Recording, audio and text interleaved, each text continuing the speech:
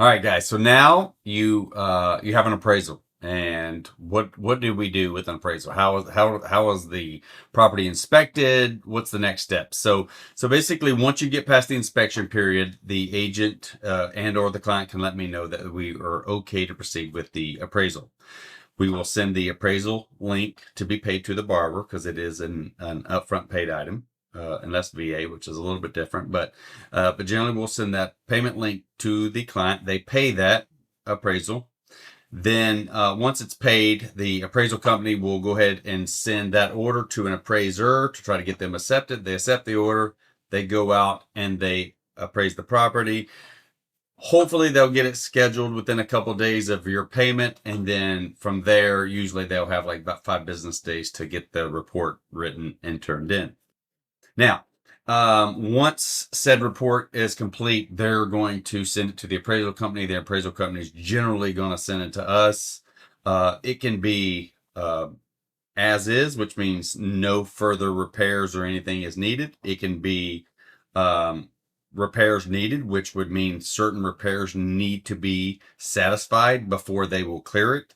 When that happens, like a follow-up inspection is needed, which is an additional cost. But sometimes those items, most times on those items, it keeps the borrower's best interest in mind. And so if there's something that's needed to be done, even though it's going to cost you a little bit more to have it re-inspected after those repairs complete, at least you can rest assured that something has been done to maintain some integrity about that property.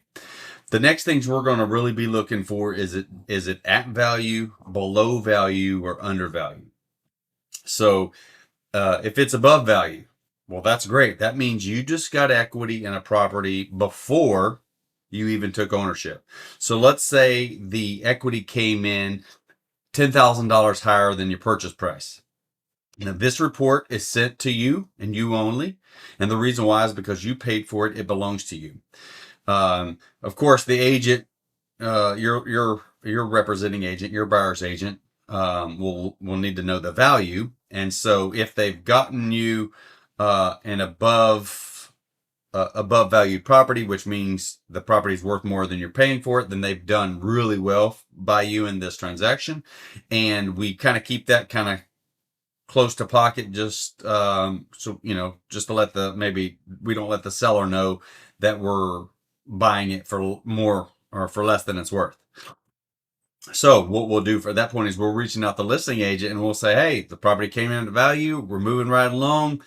We'll let you know when the next milestone's hit, and we'll let you, we'll give you a call. The second thing would be at value. Once again, you're great. The property's coming in exactly, what you're paying for it, which means it looks good to the lender, it looks good to you since you've already agreed upon that price. And we let your agent know. We let the listing agent know. We go, hey, property came in at value. It's as is, hopefully, and we're moving right along.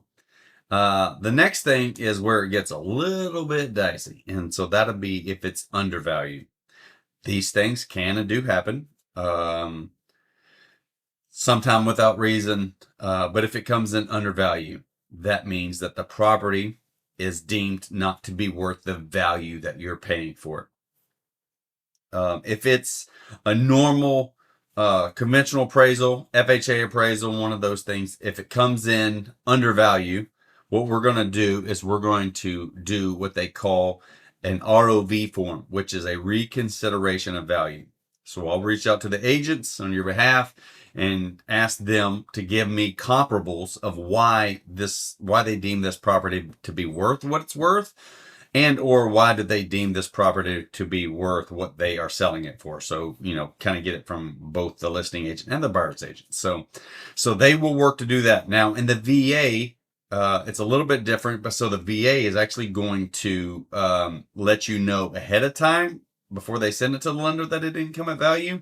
In which case, what we'll do is called they'll invoke what they call tidewater, which is basically they give us 48 hours once the property is has tidewater invoked on it. And then what that tidewater will do, it's a form kind of like a reconsideration of value form that we fill out on the lenders, with the lender once it's been turned in low. But we get a chance to do that before it's been turned in with the VA, just to like hopefully kind of plead our case of why that property is worth what it's being sold for, and then hopefully they will make those determinations to agree with us. If not, then it's sent back to the lender, or it's sent to the lender. Um, and then, so the Tidewater was unsuccessful in this scenario. What we'll then do is we can try to do an ROV form, which is a reconsideration of value. And so what we're trying to do is really kind of build our case with comparables and reasons of why the agents believe the property is worth what they're selling it for, and or what our clients are buying it for. So anyway, hope that's helpful on appraisals. If you have any questions, please feel free to reach out. And until next time, keep your coffee strong and your days bright.